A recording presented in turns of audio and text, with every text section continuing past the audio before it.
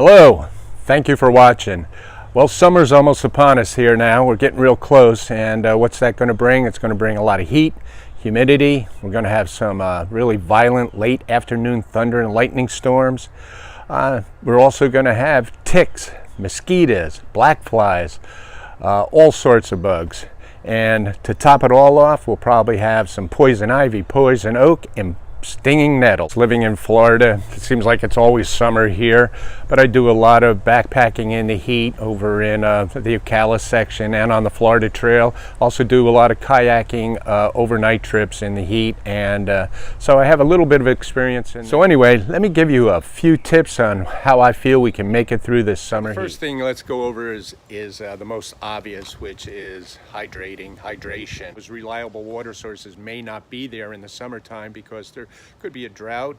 That spring runoff is no longer there, so you want to make sure that before you go out there that your water sources are. When I go out in the summer, I sweat a lot more and I lose a lot of sodium and a lot of minerals that are essential for hiking and keeping up your energy. Not only would I bring my normal 1 liter and a small little bottle of water, I'd probably carry an extra 700 milliliter bottle, and I have my dirty water knock bag with me in case I ever really needed to fill up, just to make sure I had enough water to be out there. Like I said, you lose sodium and a lot of minerals, so you want to make sure you come up with some electrolytes.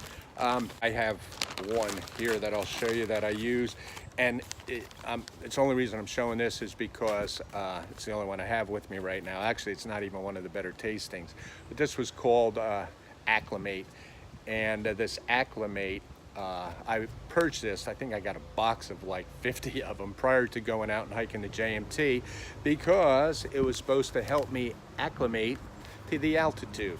Well, I didn't really have a problem with the altitude, but I did use these because they are an electrolyte. Next, I feel that during the summer months, there's a lot less equipment that you have to carry.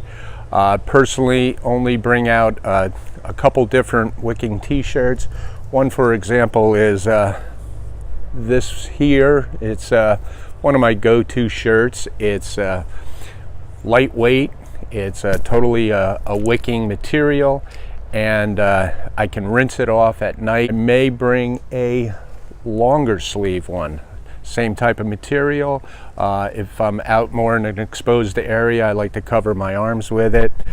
These are type of materials that when you sweat, they dry quickly, but you do want to rinse them out because it gets that sandpapery salty texture in it if you don't rinse them out. And as far as rinsing your clothes, I know if you feel uncomfortable about just going down to the stream and rinsing your underwear and your shirts and all that into a stream, those Sea to Summit bags, that, for example, that you keep your tent in, they hold water. You can fill one of those up, throw your clothes in it, slosh it around, and rinse it out. Turn those inside out, wipe them down, hang them up for a minute, and they dry out real quick. But to take all your laundry and actually rinse all that salt and nastiness off in a stream probably isn't the right idea. I probably wouldn't bring my enlightened equipment, 20 degree, 950 filled down quilt. I may bring a sheet. I may bring a very light blanket, and the reason I bring a sheet is just to put it over my sleeping pad, and or just use the sheet to cover me at night. Little disclaimer on this: if you're hiking in areas where it could be 90 during the day and get down to 40 and 50s at night, this wouldn't work. You should bring something warmer for those type of trips, like out west and higher elevations, even on the East Coast. I think once you get about above 4,000 feet, if you plan on camping out, you may want to bring a little extra warmer piece of clothing with you. So you want to keep that all in mind. The other thing too is on my sleeping system. I normally have this Thermarest Neo Air, the crackly one, but it has a 3.5 R rating. So I think that may be a little overkill for you. Really don't need it. I used this once before, and I'm going to give this a shot. This is a Chill-X. I've only used it once. It's a real inexpensive sleeping pad, blow-up sleeping pad. It's actually a little bit wider, and I think it's a little bit longer, and it costs a lot less money. I think just at 2 R rating, or probably underneath 2 R rating, but I think that should be sufficient. The one thing about this Chillax though is you kind of bottom out a little bit on it when you sleep on it, but it's okay for in a short-term situation. I may go to a lighter sleeping pad, and this is the one I have, so this is probably the one I'd probably use. In the summer, nothing really changes about the socks I wear. I always put a pair of sock liners. These I think were REI or some Cool Max type of sock liners. You know, I'll bring my my darn tough socks out with me, and I'll bring one other pair of socks. I always wear, when I hike, I never just wear shorts because I'm always afraid of, you know, ticks, or I'm also afraid of poison ivy or poison oak. I wear those zip off hiking pants, or I call them fishing pants. The new ones I got just from Columbia recently. I put a video up there I got from REI. They work real well. They dry out real quick, and if I do need to go to a shorts, I can always zip them off. And as far as rain gear goes, I'll carry a rain jacket with me. Just for, that'll be extra warmth at night if I need it, but just to keep me dry during any kind of storms I would run into. And I carry my handy dandy little rain kilt, rain skirt. Use it even as a little cloth or a little area in front of my vestibule to lay my stuff down onto. So it has multiple uses, and it will cover pretty much most of my pants. But like I said, in the summertime, things dry really quickly, so I don't usually worry about that. Some really go-to things that I bring with me, and I don't care if it's hot, cold, or whatever, is I always bring a buff. I have a large supply of buffs from all over the place. I will wear these around my neck, over my head. If it's hot out, you can just pull them off, soak them into a cold stream, put them back on, and it's for a short period of time. It's such a great relief.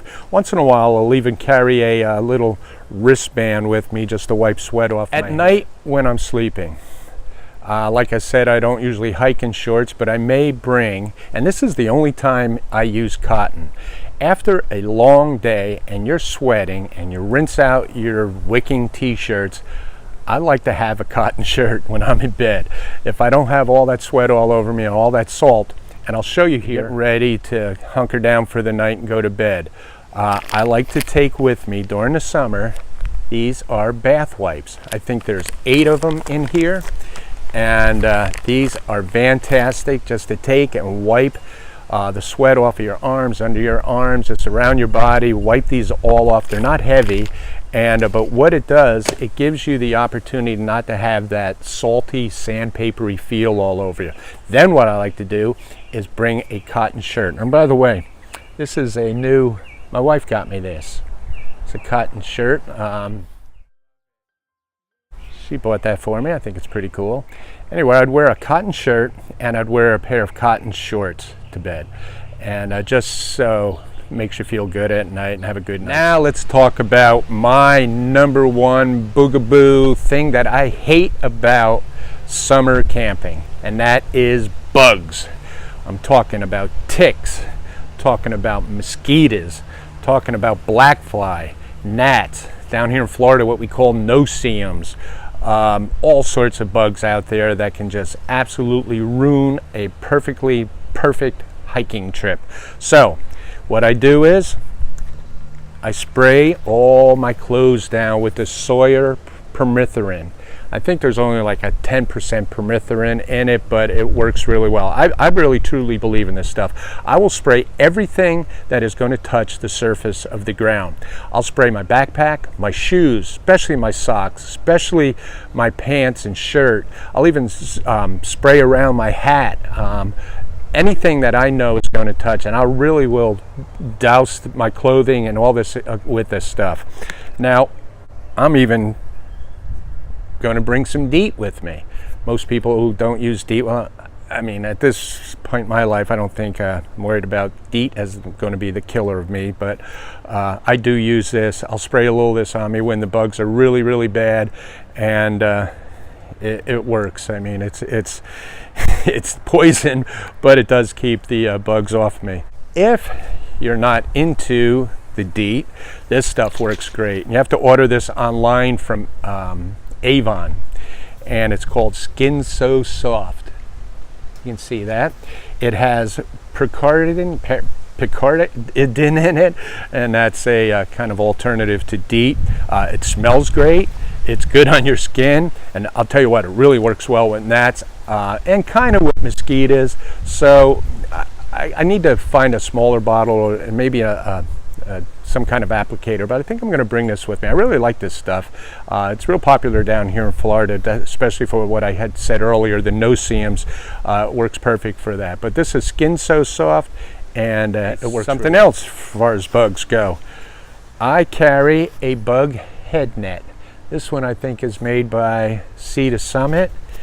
It comes in a small little pouch, and it's basically just a fine mesh net, and I find that these work really well with this type of baseball cap, so it keeps it off of your face.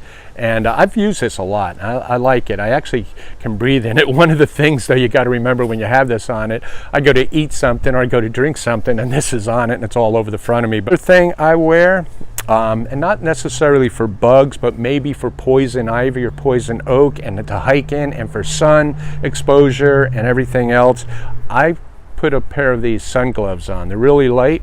They cover my hand all the way up to the ends of my fingers, so the tips of my fingers are still usable. I used to be a big gator fan, and I'm talking about the gaiters that go over your shoes and ankles.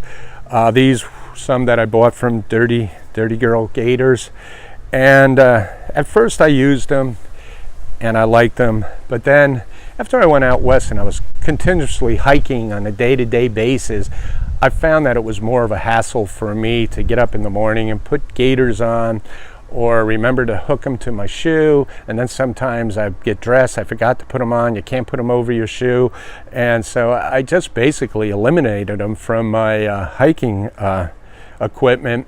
Everybody loves these, and I'm not knocking them. I think they're a great product, and for those who use them, it's fantastic. But the reason I'm bringing it up is a lot of people like to use these for ticks, and maybe it'll keep the ticks off your ankles and stuff, but I also feel like it gives the ticks an opportunity to find that nice shady, comfortable area to burrow itself down, and where you won't. Let's talk about poison ivy, poison sumac, stinging nettles. Really hike in, like I said, those zip off type of pants that I bought from Columbia. Those, I think they're called Silver Ridge. And they kind of keep the poison ivy and those nettles and the poison oak off of my ankles and off of my legs. At night, wherever you may have felt like you were exposed to poison ivy or poison oak, you may want to take some baby wipes or alcohol wipes and wipe down that. So anyway, guys, I'm going to have some hot trips coming up this summer. I think I mentioned in my last video that we're doing a collaboration YouTube video coming up. There's going to be a total of 5 YouTubers out there doing different perspectives of hiking, and it should be a lot of fun. But it will be in the very first week of July, and it's going to be hot. And I'll have some other trips during the summer, and maybe one coming up here in a couple weeks. Let me know what your suggestions are and what your recommendations are to get out there in the summertime and hike, and what could make life more tolerable out there in the heat and humidity. How could I ever forget this? So what else you need to bring out on your trip during the hot summer? There's a big bag of ice. Got to bring ice. Why? So you can keep your beer cold. I don't know what beer this is. The kids leave it at my house when they come here, all this fancy IPA stuff. It's all in my refrigerator. I don't drink that. Sometimes I do. But what I would bring the ice for, hey, in Sweeps, you and I can use the ice for this. Our martinis. Yeah! Hey guys, thanks for watching, and again, please subscribe and hit that notification bell, and I will see you on the next one, and hopefully you'll be out on the trail.